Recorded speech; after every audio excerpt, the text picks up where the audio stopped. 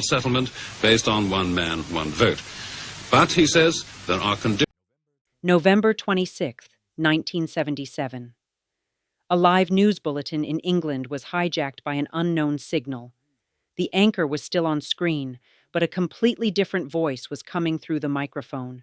That voice identified itself as Vrillon and delivered a warning to all of humanity. 6 minutes later, it was gone. And from that day to this, the source of that signal has never been found. What if it was not a prank at all? Welcome to Splinters of Time.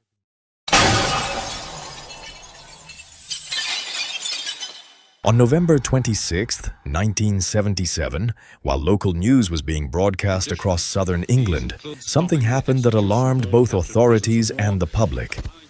The broadcast was interrupted by what appeared to be a pirate signal carrying a message. Everyone was in a state of shock. A signal had been received from outside this world, and in real time, live on television, a voice intervened. This is what that message said. This is the voice of Vrillon, a representative of the Ashtar Galactic Command speaking to you. For many years you have seen us as lights in the skies. We are speaking to you now in peace and wisdom. We have come to warn you of the destiny of your race. You must be trained to protect yourselves from the disaster that threatens your world and our planet. Share the Great Awakening. Your planet is passing into the Age of Aquarius. This new age will bring great peace and evolution for your race. But only your rulers are aware of this. They are the forces of evil, and they are concealing their intentions. Be still now and listen. This opportunity may never come again. All your weapons of evil must be removed. The time for conflict is now past. You have but a short time to learn to live together in peace and goodwill. Small groups all over the world are learning this. The new age is coming for all of you. You are free to accept or reject it, but you must learn to live in peace. This is the spiritual evolution that will pass into these realms. There are many false prophets and guides operating in your world right now. They will drain your energy, yet your inner divine self will protect you from this. You must learn to be sensitive to the voice within you. This is our message to our dear friends. We have watched you growing for many years, from the stars in your skies. You must know now that there are many beings around you. We are deeply concerned about you. We will help you in every way possible. Do not be afraid. Know yourself and seek. You must live in harmony in your world. We, the Galactic Command, Ashtar, thank you for your attention. We are leaving now. May the truth and love of the cosmos bless you. Are the Pleiadians. 400 light-years from Earth, inside a constellation recognized by ancient cultures on every continent, sits a star cluster that humanity has watched since before recorded history. The Pleiades, known in Turkish as Ulker, called the Seven Sisters by the Greeks, known to the Japanese as Subaru, and according to dozens of independent sources spanning thousands of years, known simply as home.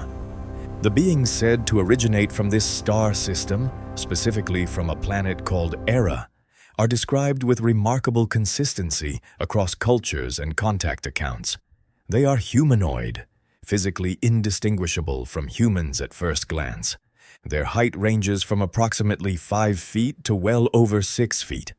Most are described as fair-skinned, often blonde or light-haired, with blue or light brown eyes. Some accounts describe red hair and pale complexions. Others describe darker features. What separates them from us, according to every account, is not appearance. It is awareness. Technologically and mentally, these beings are described as operating at a level far beyond our current understanding. And the consistent claim across thousands of years of human history is this: they have been watching us, and occasionally intervening. Here is where it becomes impossible to dismiss. Let us start with the stars themselves. The Pleiades sits inside the constellation Taurus and is one of the most visible star clusters to the naked eye. It lies approximately 400 light-years from Earth.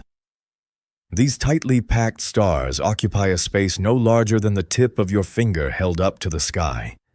Their closeness is what makes them appear as a single bright cluster. Ancient sailors called them the sailing stars.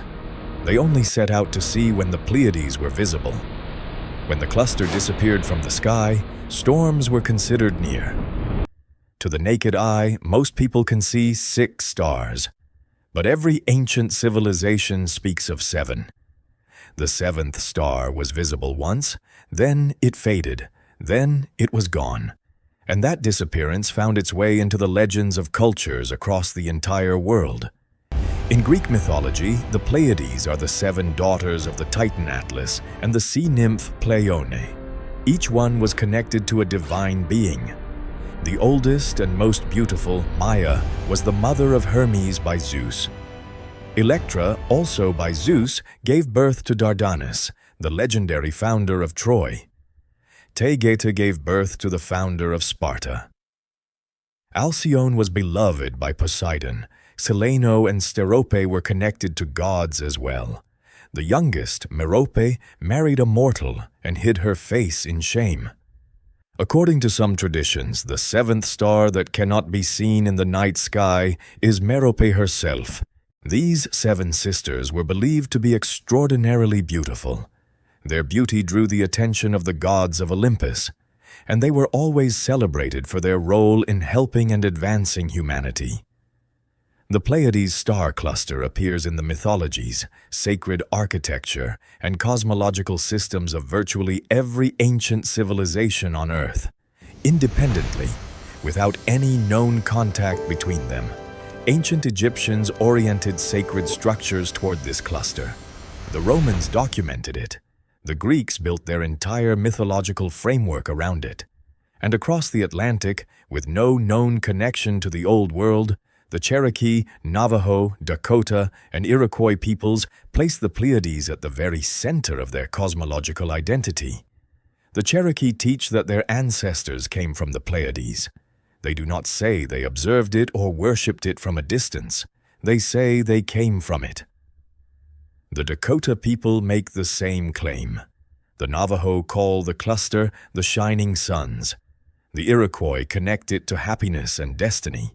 In China, independent researchers studying ancient star maps have pointed to the mausoleum of the founder of the Ming dynasty as a potential Pleiades alignment. According to these analyses, the layout of the tomb mirrors the positioning of the cluster's main stars. Whether accepted by mainstream archaeology or not, the pattern is there for anyone to examine. In Turkish culture, Ulker is one of the oldest cosmological figures in existence. Across Anatolia, seasonal cycles were determined by this star group. The Yakut Turks called this cluster the hole in the dome of the sky. In Turkish literature, the great poet Mehmet Akif Ersoy, in his legendary poem about the martyrs of Gallipoli, references the 7-lamped Süreyya. Ulker in Turkish culture is not simply a star. It is a sign, a reference point, a memory. Homer wrote about it. Omar Khayyam wrote about it. Hafiz, Sadi, and Milton all wrote about it. Across every corner of the world, people who had no knowledge of each other looked up at the same cluster of stars and felt the same thing. At what point does a pattern become a fact? This is not only ancient history. Paul Hellyer served as Canada's Minister of National Defence. Not a fringe figure, not a conspiracy theorist. A former cabinet minister of one of the world's most stable democracies, and the longest-serving member of Canada's Privy Council at the time of his death. Hellyer went on public record and stated clearly, extraterrestrial beings are real, UFOs are real, and at least 4 species have been visiting Earth for thousands of years. Among them, he named the Pleiadians specifically. Dr. Michael Salla, founder of exopolitics.org and a former academic, has built an extensive body of research around a specific claim. The beings from the Pleiades star system are not random visitors. They are, according to his research, our ancestors.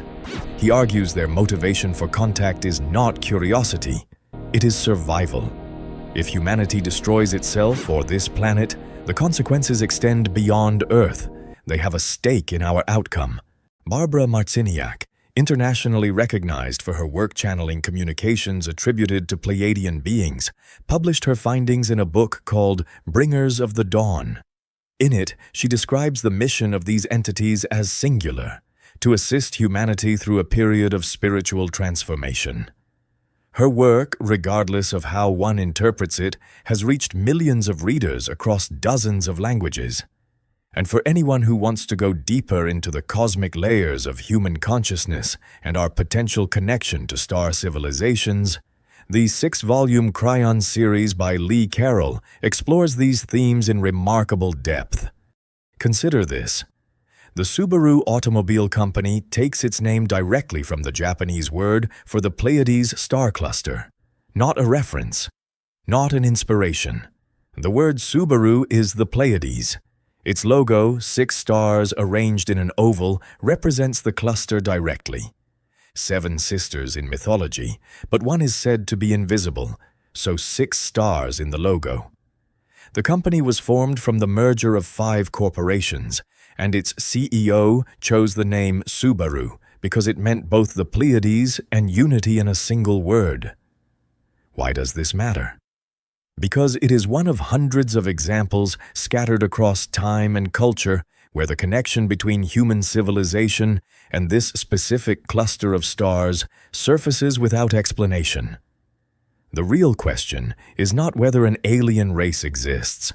The real question is this: why did ancient kings insist on aligning their tombs with these stars?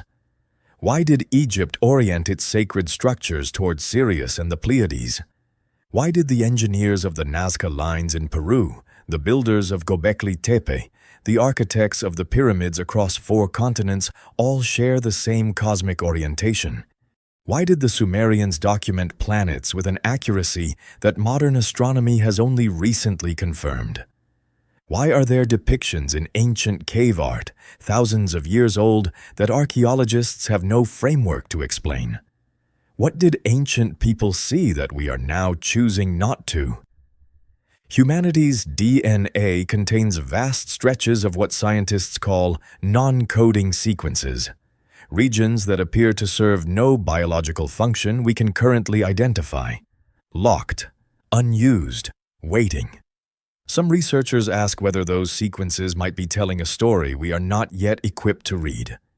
The night sky has always spoken to us. Before written language, before cities, before everything we call civilization. Human beings looked up at the Pleiades and felt something that ancient kings encoded into their tombs, something that indigenous peoples encoded into their origin stories, something that modern researchers, former defense ministers, and unexplained television broadcasts keep pulling us back toward. Were the Pleiadians real? Are they real now? Perhaps the more honest question is, what would it mean if they were? The 1977 broadcast ended with these words: "We of the Galactic Command thank you for your attention. We are leaving now. May the truth and love of the cosmos bless you." And then silence.